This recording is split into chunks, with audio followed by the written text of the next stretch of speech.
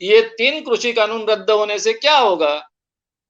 जो कुछ बुरे परिणाम और ज्यादा बुरे परिणाम होने वाले थे, वो थोड़े काल के लिए रुक जाए। फिर 5 साल बाद, 10 साल बाद वो आ ही जाए।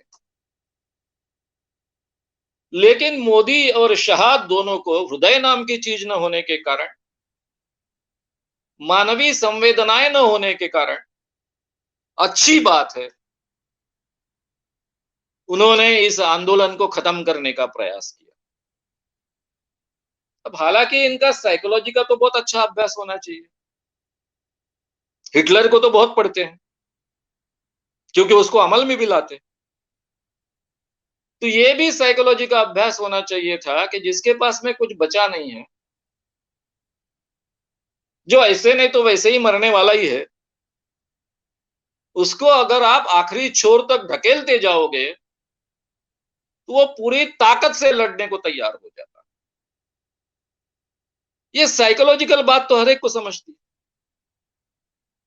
तो आपने इतना बड़ा षड्यंत्र किया, किसी के मन में डाउट नहीं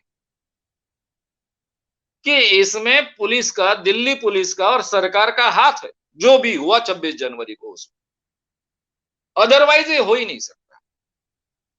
पहली बात हो सकती है कि किसान जो भी रोड़े थे बीच में वो हटा दे, दिल्ली में घुस जाए, यहां तक हो सकता है।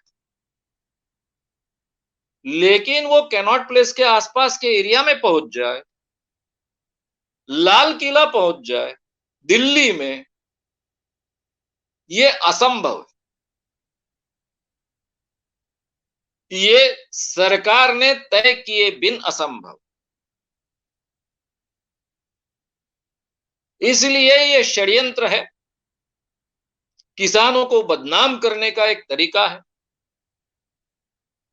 और गोदी मीडिया के माध्यम से वो काफी बड़े पैमाने पर सक्सेस भी हुए थे, किसान हताश भी हुए थे, क्योंकि 7 लाख लोगों में से 6,80,000 से ज्यादा लोगों ने ईमानदारी से अहिंसा का पालन किया, नियमों का पालन किया, फिर भी उनकी इतनी बदनामी, तो नेचुरली वो हताश हुए थे। गांव गांव लोग निकल पड़े थे। इस ढंग का वातावरण निर्माण हुआ था कि अब ये आगे चलने वाला नहीं है,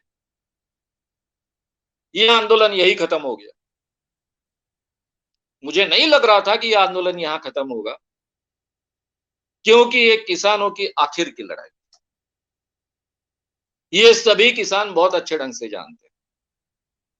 अगर ये लड़ाई हार गए तो वो किसान किसानी से ही मुक्त हो जाएगा।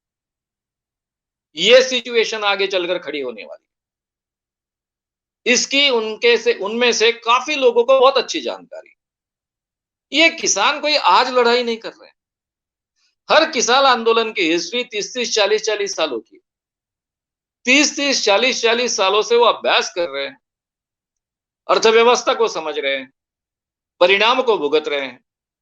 इसलिए वो जानते हैं कि आखिरी की लड़ाई है, इतना बड़ा आंदोलन फिर से खड़ा होना संभव नहीं है।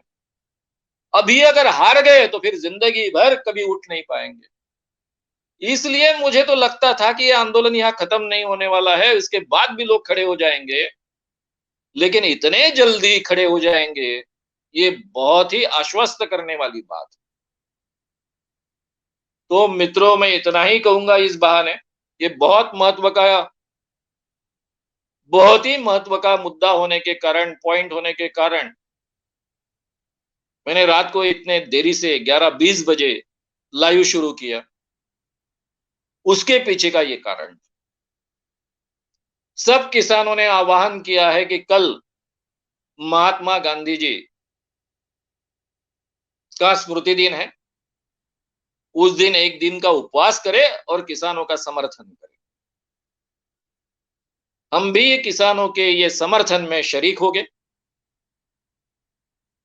और ये किसान आंदोलन के साथ में पूरी ताकत से मॉरली उनके पीछे खड़े रहे। जो लोग किसानों को गद्दार समझते हैं, देशद्रोही समझते हैं, उनके बारे में मैं इतना ही कहूंगा कि उनके देश की कल्पना उन्होंने जरा जांच लेनी चाहिए, कौन से देश की वो बात कर रहे हैं।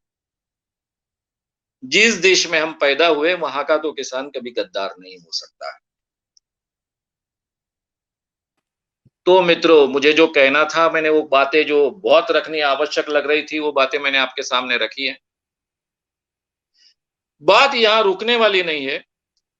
ये संघर्ष अभी विचित्र तरीके से बढ़ने वाला, और फिर भी किसानों को अपना धैर्य नहीं खोना है, अपनी अहिंसक वृत्ति नहीं खोनी, क्योंकि भाजपा ने, मोदी शाह ने डायरेक्टली अपनी चालें शुरू कर दी है। स्थानिक लोग किसानों को खदेड़ने के लिए कैसे तैयार हो सकते हैं? गए 2 माह से किसान वहां पर है, सभी स्थानिक लोग उनका स्वागत कर रहे हैं, उनको मदद कर रहे हैं, खाने पीने से लेकर हर चीज के लिए मदद कर रहे हैं, और आज 2 दिन में ऐसे लोग खड़े हो जाते हैं जो उनको खदेड़ना चाहते हैं। ये प्रायोजित लोग, ये पेड लोग, वो भी जानकारी बाहर आएगी। आजकल ये सोशल मीडिया के कारण सभी जानकारियां बाहर आ जाती, छुप कर नहीं रहती। तो ये प्रयास अभी बार बार हो गए, और मुझे लगता है कि मोदी शाह अपने ये असंवेदनशील मानस के कारण जितनी गलतियां करेंगे उतना अच्छा। उनको किसानों के अलावा कोई सबक नहीं सिखा सकता इस देश में। और सभी विरोधी पार्टियों ने अभी अपना समर्थन खुलकर जाहिर किया है। राहुल जी को, राहुल गांधी जी को सब पप्पू कहते हैं, लेकिन मुझे बहुत अक्लमंद व्यक्ति दिखता है वो। वे कहते हैं कि ये समय है साइड लेने का। अभी हर एक ने तय करना है हम किसानों के साथ में खड़े हैं या नहीं है, कि हिंसा की बात करें। क्योंकि जिनको आंदोलनों का अभ्यास है वो सभी लोग जानते हैं कि ये हिंसा किसानों ने नहीं की। मैं भी आंदोलन का हिस्सा रहा हूं, बड़े बड़े आंदोलन का हिस्सा रहा हूं, मेरे भी खुद के आंदोलन चलते रहे हैं। ये आंदोलन में कैसे इन्फिल्ट्रेशन होता है बहुत अच्छे ढंग से मैं जानता हूं। जहां एक नेता होता है वहां इन जो भी इस ढंग के लोग अंदर घुसते हैं उनको बाहर करना बड़ा आसान हो जाता है, उनको आइडेंटिफाई करना बड़ा आसान हो जाता है, क्योंकि कौन अपने कौन बाहर के ये जानने वाले लोग उसके आसपास में होते हैं। लेकिन जब इतना बड़ा सामूहिक आंदोलन होता है जिसमें कई संगठन होते हैं, कई संगठन के नेता होते हैं, वहां इस ढंग के लोगों को आइडेंटिफाई करना, उनको बाहर निकाल भेजना बड़ा कठिन हो जाता है। तो इसलिए इतने बड़े आंदोलन में जो सामूहिक नेतृत्व है ये उसकी ताकत भी है। कल अगर राकेश टिकैत जी को अरेस्ट हो जाती तो क्या आंदोलन रुकता? अरे भाई और निखरता। किसी भी नेता के अरेस्ट से कोई आंदोलन रुकता नहीं है, और यहां पर तो अनेक नेता, इसलिए उससे आंदोलन रुकने वाला नहीं है। और किसान मरने की तैयारी से आया है। आज जो निर्धार वो बार बार व्यक्त कर रहे हैं, पहले का निर्धार और अभी के निर्धार में कोई फर्क नहीं, उल्टा उनका दृढ़ निश्चय और बढ़ा हुआ। तो इसलिए मोदी जी और शाह जी, लगा था कि आपको समझ आएगी, आप सही निर्णय लोगे, लेकिन जो आपके बारे में हमारा अंदाज है उसी दिशा में आप जा रहे हो।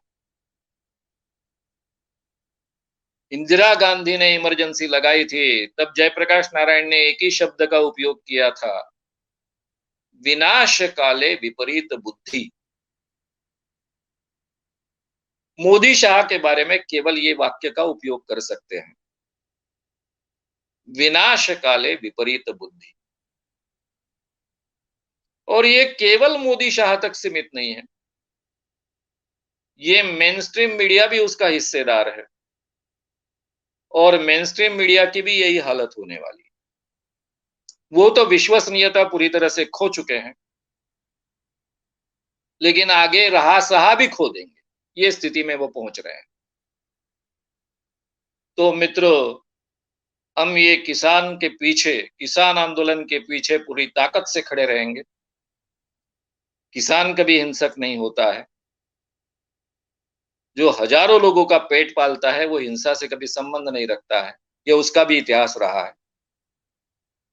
इसलिए इन चीज़ों पर आप विश्वास मत रखिए।